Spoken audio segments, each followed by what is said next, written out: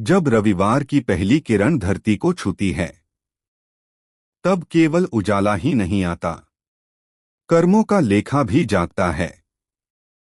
आज की इस रहस्यात्मक कथा में हम जानेंगे सूर्य देव कब और कैसे अपने चुने हुए हृदय को बुलाते हैं। सुनिए, सूर्य द्वार का दिव्य रहस्य। शांत मन से बैठिए, रीढ़ सीधी रखिए, आंखें हल्की बंद कर लीजिए और कल्पना कीजिए पूर्व दिशा में उगता हुआ लालस्वर्ण सूर्य। उसकी कोमल किरणें आपके मस्तक को स्पर्श कर रही हैं। अब कथा आरंभ होती है।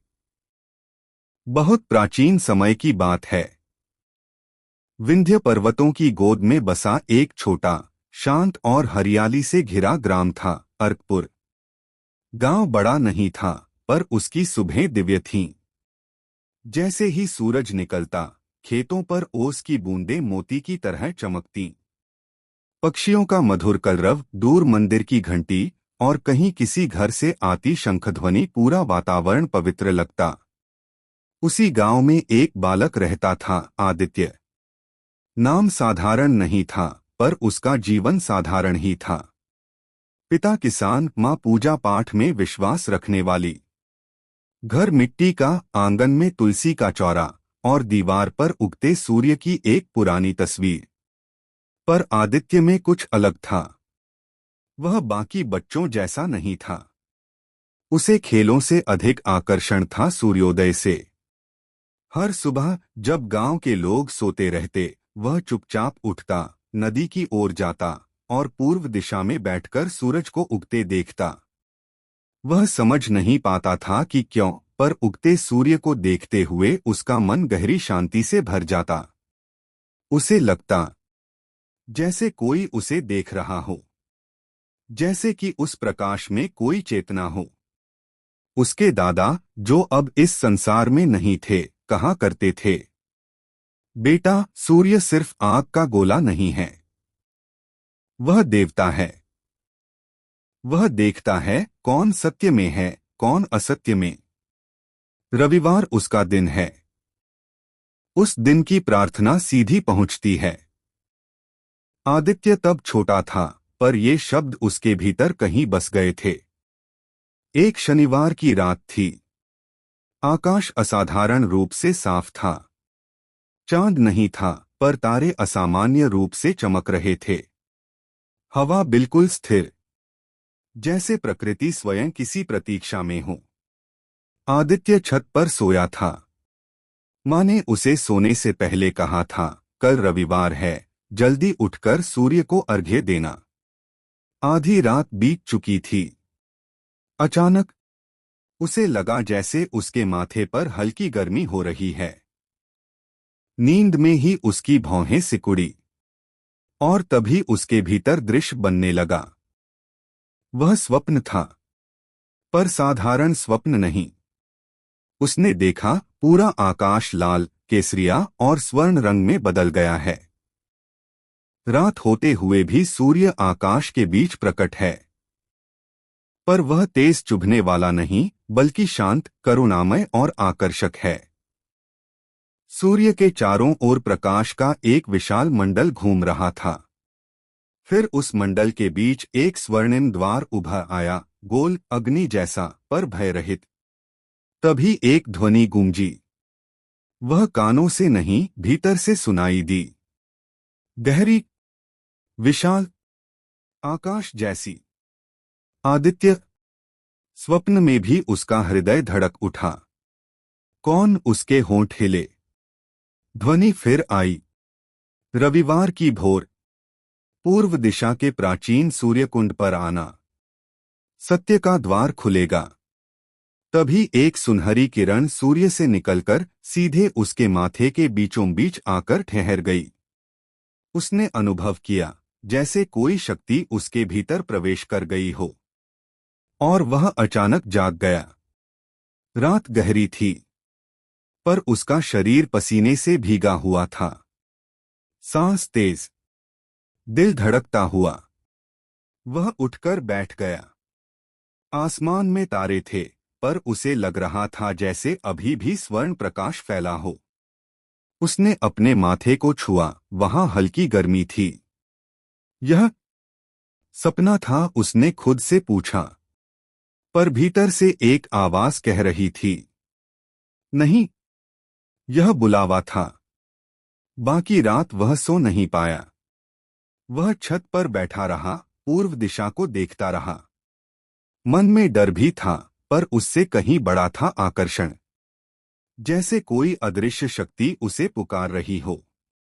धीरे धीरे रात ढली, आकाश नीला हुआ, पक्षियों की पहली आवाज आई। रविवार की भोर थी, पूरा गांव अभी सो रहा था, पर आदित्य उठ चुका था। उसने स्नान किया, मां के चरण छुए। मां ने उसके माथे पर चंदन लगाया और कहा, सूर्य को प्रणाम करना। आदित्य ने कुछ नहीं बताया। वह चुपचाप घर से निकल पड़ा। पूर्व दिशा में गांव से थोड़ी दूर एक पुराना स्थान था, सूर्यकुंड। कहते थे बहुत प्राचीन समय में वहां ऋषि तप करते थे। आदित्य वहां पहुंचा। आसमान हल्का लाल हो चुका था। हवा ठंडी, पर वातावरण में एक अनजाना कंपन। वह कुंड के पास खड़ा हो गया। क्षण भर बाद क्षितिज से सूर्य की पहली किरण निकली, और उसी क्षण कुंड का जल चमक उठा। पहले हल्का सुनहरा, फिर तीव्र। जल स्थिर नहीं रहा, वह गोलाकार घूमने लगा, जैसे भीतर से प्रकाश उठ रहा हो। आदित्य पीछे हट गया। उसका गला सूख गया, पर उसी समय वही ध्वनि उसके भीतर गूंजी, डरो मत, तुम बुलाए गए हो। कुंड के जल के बीच एक घूमता हुआ प्रकाश चक्र बना। वह साधारण रोशनी नहीं थी, वह जीवित प्रतीत हो रही थी। आदित्य का डर धीरे धीरे शांति में बदलने लगा। उसके कदम अपने आप आगे बढ़े। उसे लगा जैसे वह किसी अदृश्य हाथ द्वारा सहारा पा रहा हो। जैसे ही उसने हाथ बढ़ाया, उसकी उंगलियां उस प्रकाश को छू गईं, और उसी क्षण उसे लगा उसका शरीर हल्का हो रहा है।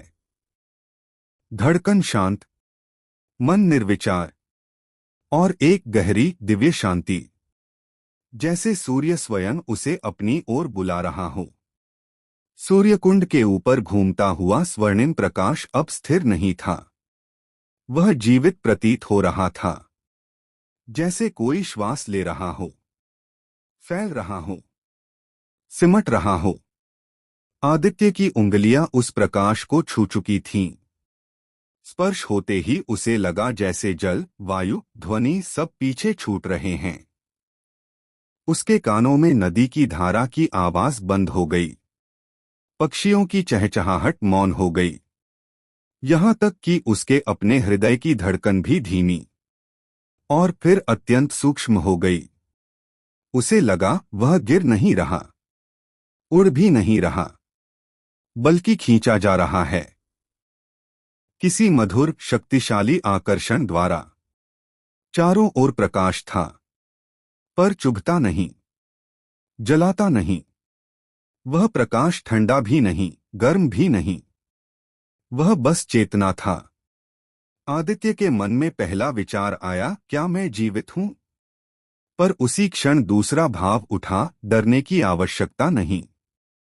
वह समझ नहीं पा रहा था कि यह विचार उसका अपना है या कोई उसे भीतर से आश्वस्त कर रहा है।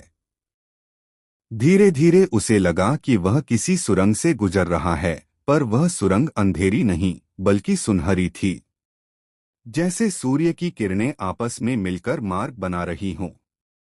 उन किरणों में सूक्ष्म चमकते कण थे, जैसे अनगिनत नन्हे तारे उसके पास से गुजर रहे हों। हर कण के स्पर्श से उसके भीतर कोई पुरानी स्मृति हिलती, कोई भावना जागती, फिर शांत हो जाती। उसे अपने बचपन का एक दृश्य दिखा, जब वह गिरा था और मां ने उठाकर सीने से लगाया था। फिर एक दृश्य जब उसने चुपके से झूठ बोला था और बाद में मन में अपराध बोध हुआ था। फिर जब उसने बिना बताए मंदिर के बाहर बैठे भिखारी को रोटी दी थी। ये दृश्य उसके चारों ओर तैर रहे थे, जैसे प्रकाश उसे उसके अपने जीवन से गुजार रहा हो। अचानक गति रुक गई। उसने महसूस किया उसके पांव किसी ठोस भूमि को छू रहे हैं। उसने धीरे धीरे आंखें खोलीं और जो उसने देखा वह पृथ्वी जैसा नहीं। उसके सामने एक विशाल आकाश फैला था, पर वह नीला नहीं, स्वर्णिम था। उसमें सूर्य जैसा तेज था, पर एक नहीं, असंख्य प्रकाश स्रोत थे जो धड़कते हुए दिखाई दे रहे थे, जैसे पूरा आकाश जीवित हो। भूमि पारदर्शी सी थी, जैसे क्रिस्टल हो, पर उस पर चलने में स्थिरता थी। हर कदम पर हल्की ध्वनि होती, टन टन, जैसे घंटी की सूक्ष्म अनुगूंज। दूर दूर तक प्रकाश की नदियां बह रही थीं। वे जल की नदियां नहीं थीं, वे बहती हुई किरणें थीं, जिनमें रंगों की धाराएं थीं, स्वर्ण, केसरिया, हल्का लाल, सफेद। वातावरण में एक सुगंध थी, न फूलों जैसी, न धूप जैसी, पर मन को स्थिर कर देने वाली। आदित्य स्तब्ध खड़ा था। यह कौन सा स्थान है? उसके होठों से फुसफुसाहट निकली। तभी उसके पीछे से एक मधुर, गंभीर स्वर सुनाई दिया। यह सूर्यलोक की सीमा है, बालक। आदित्य मुड़ा। उसके सामने एक तेजस्वी पुरुष खड़े थे। उनका शरीर मानव जैसा था, पर सीमाओं से परे। उनकी त्वचा प्रकाश से बनी प्रतीत होती थी। नेत्र गहरे, शांत, करुणा से भरे। उनके चारों ओर हल्का प्रभामंडल था, जो स्थिर नहीं, बल्कि तरंगों की तरह फैल रहा था। आदित्य तुरंत झुक गया। आप वही हैं जिन्होंने बुलाया? उसकी आवाज कांप रही थी। पुरुष मुस्कुराए। हम बुलाते नहीं, बालक। हम केवल सुनते हैं। तुम्हारे भीतर जो पुकार थी, वही तुम्हें यहां लाई है। मैं समझा नहीं। समझ धीरे धीरे आती है। पहले अनुभव करो। उन्होंने हाथ बढ़ाया। उनका स्पर्श आग जैसा नहीं, बल्कि गहरे आश्वासन जैसा था। जैसे कोई कह रहा हो, तुम सुरक्षित हो। मेरा नाम मनुष्यों की भाषा में कहना कठिन है, वे बोले, पर तुम मुझे सूर्यदूत कह सकते हो। आदित्य ने पूछा, क्या यह स्वप्न है? सूर्यदूत ने उत्तर दिया, यदि यह स्वप्न है, तो तुम्हारी पृथ्वी भी स्वप्न है। सत्य वह है जहां चेतना जागती है। तुम अभी जागृत अवस्था के एक ऊंचे स्तर पर हो। आदित्य ने चारों ओर देखा। हर दिशा में प्रकाश संरचनाएं थीं, जैसे विशाल महल, पर पत्थर के नहीं, प्रकाश के। उनके आकार बदलते रहते, जैसे जीवित हों। दूर एक स्थान से ध्वनि आ रही थी, पर वह संगीत नहीं, फिर भी संगीत जैसी थी, जैसे हजारों सूक्ष्म मंत्र एक साथ गूंज रहे हों। यह स्थान क्या करता है? आदित्य ने पूछा। सूर्यदूत कुछ क्षण मौन रहे, फिर बोले, पृथ्वी पर लोग कर्म करते हैं। यहां उन कर्मों की तरंगें पहुंचती हैं। सूर्य केवल रोशनी नहीं देता, वह साक्षी है। हर विचार, हर भावना, हर कर्म प्रकाश बनकर यहां अंकित होता है। उन्होंने आदित्य को आगे चलने का संकेत दिया। दोनों एक ऊंचे स्थान पर पहुंचे, जहां से नीचे दूर तक प्रकाश की धाराएं दिखती थीं। सूर्यदूत बोले, देखो ध्यान से। आदित्य ने देखा, उन धाराओं में चित्र उभरने लगे। कहीं एक स्त्री किसी अजनबी को पानी दे रही थी। कहीं एक व्यक्ति क्रोध में किसी को अपमानित कर रहा था। कहीं एक बच्चा अपनी रोटी का टुकड़ा कुत्ते को खिला रहा था। हर दृश्य के साथ प्रकाश की लहरें बदलती। अच्छे कर्म पर उज्ज्वल तरंग उठती, कठोर कर्म पर धुंधली, भारी तरंग। आदित्य का गला सूख गया। तो कुछ भी छुपता नहीं। सूर्यदूत ने शांत स्वर में कहा, जो सूर्य की किरण छू लेती है वह अदृश्य नहीं रहता। पर लोग तो सोचते हैं कि कोई नहीं देख रहा, इसलिए अज्ञान है। पर न्याय दंड से नहीं, संतुलन से आता है। प्रकाश हर चीज को उसके मूल में लौटाता है। आदित्य मौन हो गया। उसे लगा उसका अपना जीवन भी इन धाराओं में कहीं बह रहा होगा। सूर्यदूत ने उसकी ओर देखा। तुम्हें यहां केवल दिखाने के लिए नहीं लाया गया। तुम्हें समझना है रविवार का अर्थ। रविवार, आदित्य ने दोहराया। सप्ताह के अन्य दिनों में मनुष्य बाहर की दुनिया में उलझा रहता है, पर रविवार सूर्य का प्रतीक दिन है, चेतना का दिन। उस दिन किया गया कर्म, विचार, सेवा गहराई से अंकित होता है, क्योंकि उस दिन मन अपेक्षाकृत शांत होता है। वे आगे बोले, पर लोग केवल विश्राम समझते हैं। बहुत कम लोग इसे जागरण बनाते हैं। आदित्य के भीतर एक प्रश्न उठा, तो मुझे यहां क्यों लाया गया? सूर्यदूत ने सीधे उसकी आंखों में देखा। उनकी दृष्टि में कठोरता नहीं, पर गहराई थी। क्योंकि तुम्हारे भीतर प्रश्न है, और प्रश्न ही द्वार खोलता है। आसपास का प्रकाश थोड़ा तीव्र हुआ, जैसे कोई अगला रहस्य प्रकट होने वाला हो। आओ, सूर्यदूत बोले, अब तुम्हें सूर्यलोक का वह स्थान दिखाया जाएगा जहां कर्म प्रकाश में बदलता है। सूर्यदूत के शब्दों के बाद वातावरण और भी शांत हो गया। वह ध्वनि जो अब तक दूर से गूंज रही थी, अब स्पष्ट होने लगी। वह किसी वाद्य का संगीत नहीं था, बल्कि अनगिनत सूक्ष्म स्पंदनों का समन्वय था, जैसे प्रकाश स्वयं जप कर रहा हो। आदित्य सूर्यदूत के पीछे पीछे चल पड़ा। जैसे जैसे वे आगे बढ़े, भूमि बदलने लगी। अब वह समतल नहीं रही, बल्कि हल्की हल्की तरंगों जैसी हो गई। हर कदम पर नीचे से प्रकाश उठता, पैरों को स्पर्श करता, और फिर ऊपर आकाश में मिल जाता। यह स्थान जीवित है, सूर्यदूत बोले, यहाँ कुछ भी जड़ नहीं। कुछ दूर चलने के बाद वे एक विशाल संरचना के सामने पहुंचे। उसे महल कहना छोटा शब्द होता। वह एक प्रकाशसभागार था, गोलाकार, ऊपर से खुला, किनारों पर अर्धपारदर्शी स्तंभ जो स्थिर नहीं बल्कि धीरे धीरे घूमते प्रकाश से बने थे। सभागार के मध्य एक विशाल मंडल चमक रहा था। यह क्या है? आदित्य ने धीमे स्वर में पूछा। यह कर्म प्रकाश मंडल है, सूर्यदूत ने उत्तर दिया। यहाँ पृथ्वी से आने वाली चेतना तरंगे आकार लेती हैं। जैसे ही वे मंडल के पास पहुंचे, उसके भीतर हलचल होने लगी। पहले वह केवल प्रकाश का गोल चक्र था, पर अब उसमें चित्र बनने लगे, धुंधले, फिर स्पष्ट। आदित्य ने देखा पृथ्वी, पर वह ऊपर से देखी जाने वाली पृथ्वी नहीं थी। यह पृथ्वी की आंतरिक स्थिति थी।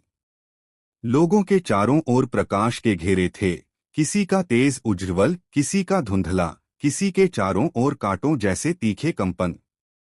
यह मनुष्यों का तेज है? आदित्य ने पूछा। यह उनके कर्मों और भावों की संयुक्त तरंग है, सूर्यदूत बोले। मनुष्य जो सोचता है वही बनता है, जो करता है वह और स्पष्ट हो जाता है। मंडल में एक दृश्य उभरा। एक नगर में भीड़ थी। लोग जल्दी में, तनाव में, क्रोध में। उनके चारों ओर की रोशनी धुंधली थी, टूटी फूटी। फिर उसी नगर में एक छोटा सा दृश्य चमका। एक लड़की सड़क पार कर रही वृद्धा का हाथ पकड़ रही थी। उस क्षण वहां से एक उज्ज्वल किरण उठी और मंडल में ऊपर आकर जुड़ गई। आदित्य ने विस्मय से कहा, इतना छोटा कार्य और इतना प्रकाश? सूर्यदूत मुस्कुराए। प्रकाश आकार नहीं देखता, भावना देखता है। अब मंडल में एक और दृश्य आया। एक व्यक्ति बाहर से दान दे रहा था, पर मन में अहंकार था। उस दृश्य से निकली रोशनी पहले तेज हुई, फिर अचानक मध्यम पड़ गई। क्यों? आदित्य ने पूछा। क्योंकि कर्म का बाहरी रूप पूर्ण नहीं होता जब तक भाव शुद्ध न हो, सूर्यदूत ने उत्तर दिया। सूर्य बाहरी क्रिया नहीं, आंतरिक सत्य को पढ़ता है। आदित्य की सांसें गहरी हो गईं। उसे लग रहा था जैसे वह केवल देख नहीं रहा, सीख भी रहा है। अचानक मंडल की रोशनी बदल गई। रंग गहरे स्वर्ण से हल्के लाल में परिवर्तित हुए। अब क्या हो रहा है? उसने पूछा। अब रविवार की तरंगे प्रवेश कर रही हैं, सूर्यदूत बोले। आदित्य ने देखा, पृथ्वी के कुछ स्थानों पर लोग शांत बैठे प्रार्थना कर रहे थे। कहीं परिवार साथ बैठा भोजन कर रहा था। कहीं कोई व्यक्ति अकेले बैठकर अपने जीवन पर विचार कर रहा था। उन दृश्यों से उठने वाली रोशनी सामान्य से अधिक स्थिर और गहरी थी। रविवार का प्रभाव यही है, सूर्यदूत बोले। जब मनुष्य थोड़ा रुकता है, भीतर देखता है, सेवा करता है, उसकी चेतना की तरंगें अधिक शुद्ध होकर उठती हैं। आदित्य ने धीरे से कहा, तो रविवार केवल छुट्टी नहीं है। नहीं, सूर्यदूत ने गंभीर स्वर में कहा, वह अवसर है स्वयं को प्रकाश से जोड़ने का। कुछ क्षण मौन रहा। फिर सूर्यदूत ने अपना हाथ मंडल की ओर बढ़ाया। मंडल की रोशनी सिकुड़ने लगी और एक बिंदु पर केंद्रित हो गई। अब तुम एक विशेष दृश्य देखोगे, उन्होंने कहा। मंडल में एक छोटा सा गांव उभरा। आदित्य की आंखें फैल गईं। यह मेरा गांव है। उसने अपना घर देखा। मां आंगन में तुलसी को जल दे रही थीं। पिता खेत की ओर जा रहे थे। कुछ बच्चे खेल रहे थे। फिर दृश्य बदला। गांव की सीमा पर एक झोंपड़ी के पास एक वृद्ध साधु लेटा था, कमजोर, अकेला।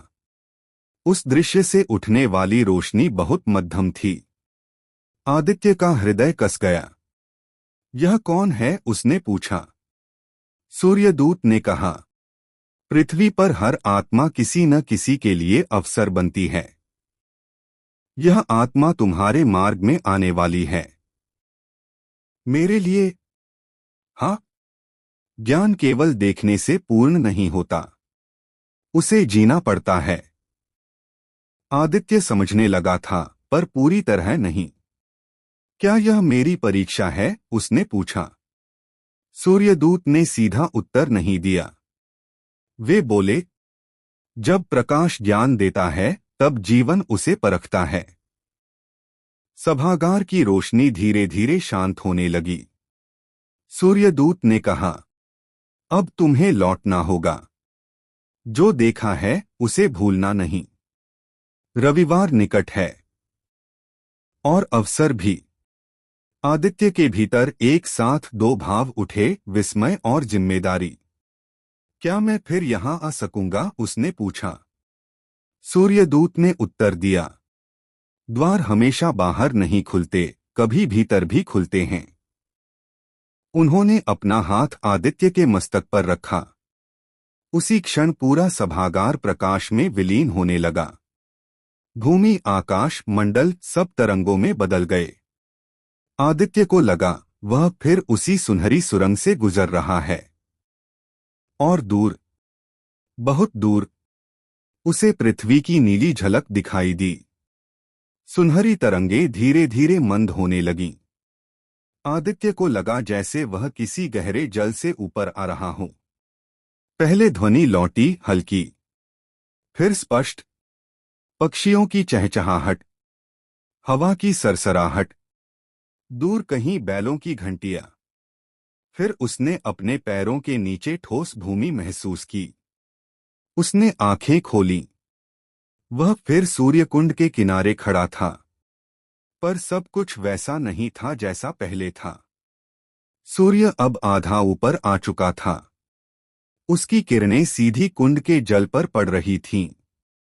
जल अब सामान्य दिख रहा था, पर उसमें हल्की स्वर्ण रेखाएं अब भी कांप रही थीं, जैसे कोई स्मृति शेष हो। आदित्य कुछ क्षण वहीं खड़ा रहा। उसे समझ नहीं आ रहा था अभी जो हुआ वह समय के बाहर था या समय के भीतर?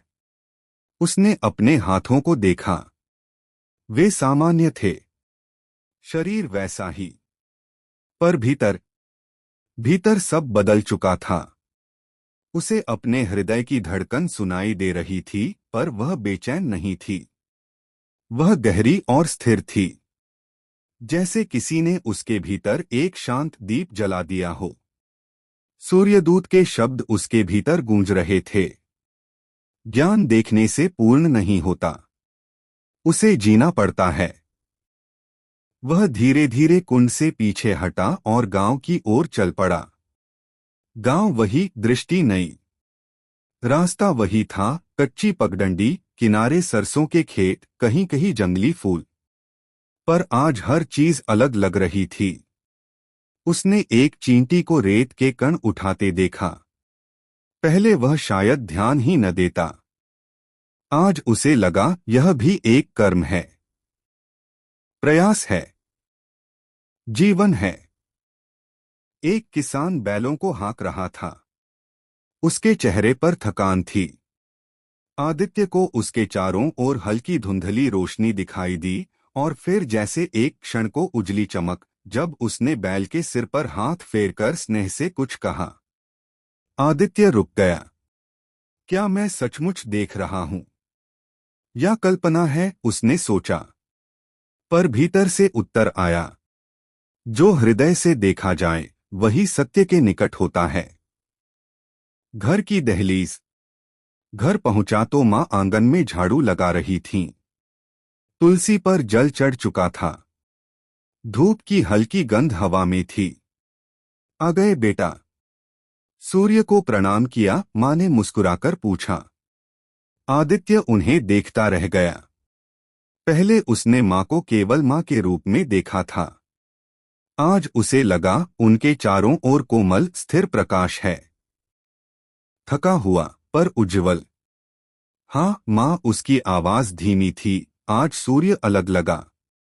मां ने उसकी आंखों में देखा। कभी कभी वह बुलाता भी है, उन्होंने सहजता से कहा।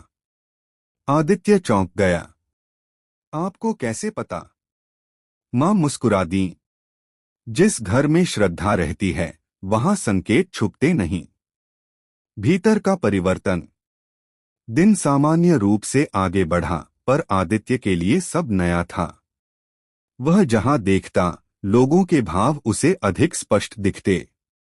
किसी के शब्द और मन अलग हों तो उसे भीतर खिंचाव सा महसूस होता। किसी की सच्ची करुणा हो तो जैसे हल्की गर्माहट उठती। उसे बार बार सूर्यदूत की कही बात याद आती। पृथ्वी पर हर आत्मा किसी के लिए अवसर बनती है। वह वृद्ध, उसके मन में दृश्य उभरा। गांव की सीमा, झोंपड़ी, बीमार साधु। उसने तय किया, शाम होते ही वह उधर जाएगा। सीमा की ओर। सूर्य ढलने लगा था। आकाश केसरिया हुआ। आदित्य ने एक छोटी पोटली में रोटियां रखीं, पानी की छोटी मटकी ली, और बिना किसी को बताए गांव की सीमा की ओर चल पड़ा। जैसे जैसे वह आगे बढ़ा, उसका हृदय भारी भी था और दृढ़ भी। क्या यह वही परीक्षा है? अगर मैं असफल हुआ तो? क्या सेवा भी परीक्षा हो सकती है? पर हर प्रश्न के बाद एक शांति उतरती। जैसे कोई कह रहा हो, बस जाओ। मौन स्थान। गांव की सीमा पर खेत खत्म होते थे और झाड़ियों वाला क्षेत्र शुरू होता था। वहीं एक टूटी हुई झोंपड़ी थी। पास पहुंचते ही उसे धीमी खांसी की आवाज सुनाई दी। वह अंदर गया। वहीं मिट्टी पर बिछी एक पुरानी चटाई, और उस पर एक वृद्ध साधु लेटे थे। शरीर कमजोर, सांस भारी। आदित्य का हृदय कस गया। उसे कर्मप्रकाश मंडल का दृश्य याद आया। वही चेहरा, वही स्थान। वृद्ध ने आंखें खोलीं। कमजोर स्वर में बोले, कौन? मैं आदित्य।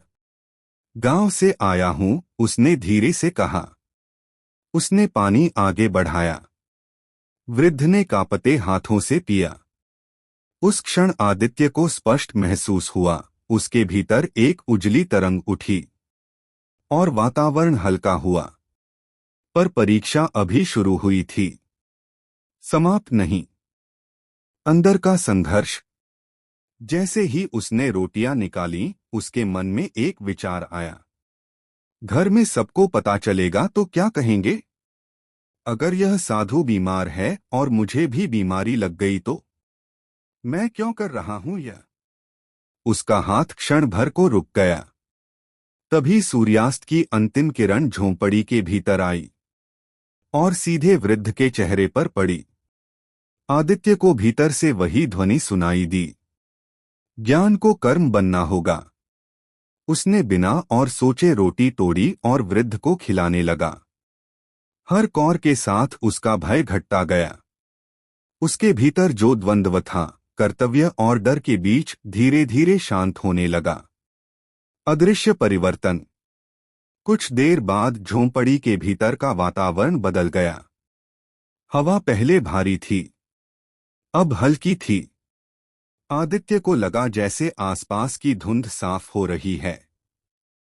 वृद्ध ने उसे देखा, उनकी आंखों में कृतज्ञता नहीं, कुछ और था। गहराई, पहचान, जैसे वे उसे पहले से जानते हों। तुम आए, इसलिए सूर्य मुस्कुराया, वृद्ध ने धीमे कहा। आदित्य चौंक गया।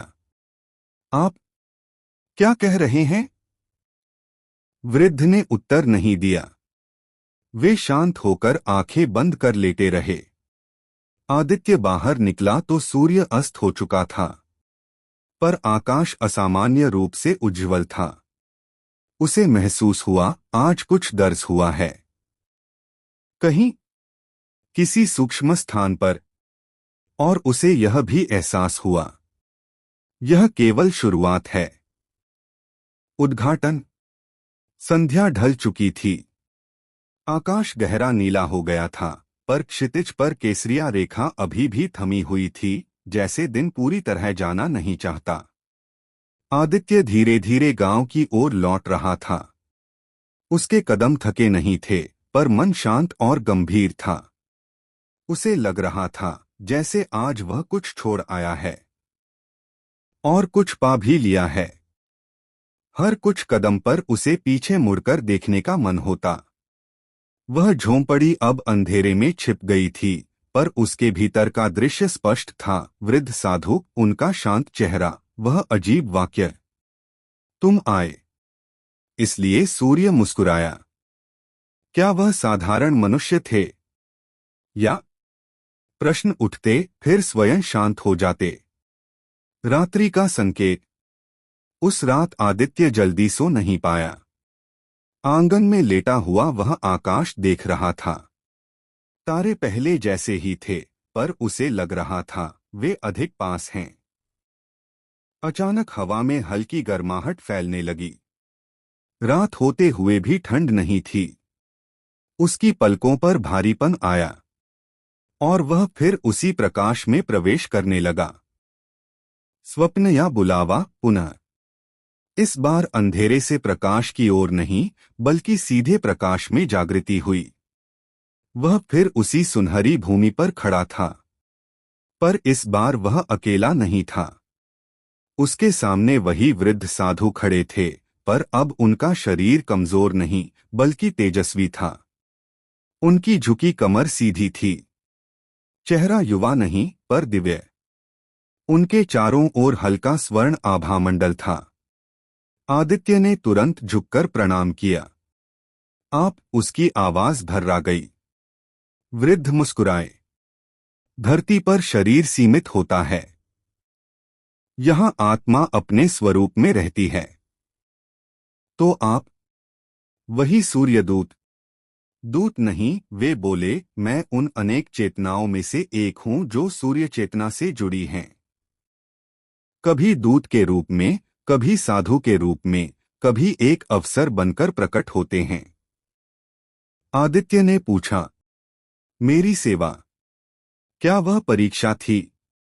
उन्होंने उत्तर दिया, परीक्षा शब्द कठोर है, उसे अवसर कहो। जब ज्ञान दिया जाता है तो जीवन उसे कर्म में ढालने का अवसर देता है। सेवा का प्रभाव। उन्होंने अपना हाथ उठाया। उनके सामने प्रकाश का एक मंडल बना। उस मंडल में आदित्य ने वही झोंपड़ी देखी। वह स्वयं वृद्ध को पानी पिला रहा था। उस दृश्य से एक उज्ज्वल किरण उठी और ऊपर जाकर अनगिनत किरणों में मिल गई। यह आदित्य ने पूछा। यह सेवा की तरंग है, उन्होंने कहा। जब किसी कर्म में भय से अधिक करुणा हो तो वह पृथ्वी से उठकर यहाँ जुड़ता है और फिर वही तरंग लौटकर संसार में संतुलन बनाती है। क्या एक छोटा कार्य इतना कर सकता है? प्रकाश में छोटा बड़ा नहीं होता, उन्होंने उत्तर दिया। भीतर की अग्नि। अचानक आदित्य ने अपने हृदय के मध्य हल्की गर्मी महसूस की। वृद्ध बोले, यह बाहरी अग्नि नहीं, चेतना की अग्नि है। इसे संभालना। यह तुम्हें दूसरों का दुख महसूस कराएगी पर तुम्हें जलाएगी नहीं यदि तुम अहंकार से दूर रहो। अहंकार। जब मन कहे मैंने किया तब प्रकाश कम होता है। जब मन कहे मुझसे करवाया गया तब प्रकाश स्थिर रहता है। आदित्य मौन सुनता रहा। सूर्य का संदेश। आकाश में प्रकाश तीव्र हुआ, जैसे स्वयं सूर्य निकट हो। एक विशाल पर शांत ध्वनि चारों ओर गूंजी। शब्द स्पष्ट नहीं थे पर भाव स्पष्ट था, स्वीकार, आशीर्वाद, दायित्व। वृद्ध बोले, अब से तुम्हारा जीवन केवल तुम्हारा नहीं रहेगा।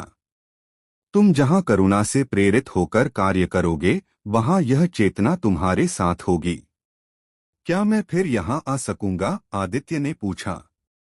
जब भीतर शुद्धता होगी द्वार स्वयं खुलेंगे, उन्होंने कहा। वापसी। प्रकाश धीरे धीरे तरंगों में बदलने लगा। आदित्य को लगा वह फिर पृथ्वी की ओर उतर रहा है। वृद्ध का अंतिम स्वर उसके भीतर गूंजा। रविवार केवल एक दिन नहीं, वह एक अवस्था है। उसे जीना। और फिर वह अपने आंगन में जाग गया। सुबह की पहली किरण उसके चेहरे पर थी। उसने हाथ अपने हृदय पर रखा। वहां अब भी हल्की गर्मी थी। उसने आकाश की ओर देखा। सूर्य उग रहा था और आज उसे पहली बार लगा सूर्य दूर नहीं है। सुबह की पहली किरण जब आदित्य के चेहरे पर पड़ी वह तुरंत उठ बैठा। रात का अनुभव स्वप्न जैसा नहीं लगा, वह स्मृति था, जीवित, स्पष्ट। उसने अपने हृदय पर हाथ रखा। वहां अभी भी हल्की गर्मी थी पर वह जलन नहीं, स्थिर ऊर्जा थी, जैसे भीतर एक दीपक रखा हो। उसने आकाश की ओर देखा। सूर्य उग रहा था, साधारण दिन जैसा, पर उसके लिए हर किरण अर्थपूर्ण थी। धीरे धीरे परिवर्तन। दिन बीतते गए। आदित्य ने किसी को अपने अनुभवों के बारे में नहीं बताया। उसने कोई घोषणा नहीं की, न स्वयं को विशेष माना। पर उसके व्यवहार में परिवर्तन स्पष्ट था। वह पहले भी शांत था पर अब उसकी शांति गहरी थी। पहले भी सहायक था पर अब उसकी सहायता स्वाभाविक थी, सोची हुई नहीं। गांव में जहां भी कोई पीड़ा होती, बीमार, अकेला, दुखी, आदित्य किसी न किसी बहाने वहां पहुंच जाता। कभी जल लेकर, कभी औषधि, कभी केवल बैठने के लिए। उसे आश्चर्य होता, उसे पहले से कैसे पता चल जाता है। फिर उसे सूर्यदूत के शब्द याद आते, यह चेतना तुम्हें महसूस कराएगी। गांव पर प्रभाव। धीरे धीरे लोगों ने महसूस किया, गांव का वातावरण बदल रहा है। जहां पहले छोटी बातों पर झगड़े होते थे वहां अब कोई बीच में शांत स्वर से बात कर देता। जहां लोग अनदेखा कर निकल जाते थे वहां कोई रुककर पूछ लेता, तुम ठीक हो? किसी को नहीं पता था कि परिवर्तन कहां से शुरू हुआ, पर जैसे एक दीपक से दूसरा दीपक जलता है वैसे ही एक करुणा दूसरे हृदय में फैलने लगी। रविवार को कुछ लोग स्वयं नदी किनारे बैठने लगे। कोई प्रार्थना करता, कोई मौन रहता, कोई किसी की मदद करता। सूर्य वही था। कोई प्रार्थना करता, कोई मौन रहता, कोई किसी की मदद करता। सूर्य वही था, पर अब अधिक लोगों की दृष्टि ऊपर उठती थी। अंतिम संकेत। एक रविवार की भोर आदित्य फिर सूर्यकुंड पर गया। अब वह भय या जिज्ञासा से नहीं, बल्कि कृतज्ञता से गया। कुंड का जल शांत था। सूर्य की किरणें उस पर पड़ रही थीं। उसने आंखें बंद कर प्रणाम किया। कुछ क्षण बाद उसे भीतर वही परिचित शांति महसूस हुई। न कोई दृश्य, न कोई आकृति, केवल प्रकाश का अनुभव। फिर भीतर एक भाव उभरा, शब्दों में नहीं, पर स्पष्ट। द्वार बाहर नहीं, भीतर है। आदित्य समझ गया। सूर्यद्वार कोई स्थान नहीं, एक अवस्था है। जब मन स्वार्थ से हल्का हो, जब कर्म करुणा से प्रेरित हो, जब अहंकार शांत हो, वही द्वार है। उसने आंखें खोलीं। कुंड का जल साधारण था, पर उसका हृदय असाधारण रूप से हल्का। सूर्य का वरदान। उस दिन से आदित्य ने कोई अलौकिक घटना नहीं देखी, न कोई दिव्य दर्शन हुआ, पर उसे जो मिला वह उससे बड़ा था। दूसरों के दुख को महसूस करने की संवेदना, सही क्षण पर सही कार्य करने की प्रेरणा, और हर रविवार को भीतर की शांति से जुड़ने की स्मृति। यही सूर्य का वरदान था। कथा का अंतिम रहस्य। वर्षों बाद जब आदित्य बड़ा हुआ, लोग उसे ज्ञानी या संत नहीं कहते थे। वे बस इतना कहते थे, उसके पास बैठो तो मन शांत हो जाता है। उसे यह सुनकर मुस्कान आती, क्योंकि वह जानता था शांति उसकी नहीं, उस प्रकाश की है जिससे वह जुड़ा था, और वह प्रकाश हर हृदय में है। समापन संदेश। सूर्य हर दिन उगता है, पर सूर्यद्वार हर दिन नहीं खुलता। वह तब खुलता है जब मन सेवा में झुकता है, जब हृदय सत्य में स्थिर होता है, और जब कर्म बिना स्वार्थ के होते हैं। रविवार केवल सप्ताह का दिन नहीं, वह चेतना का स्मरण है।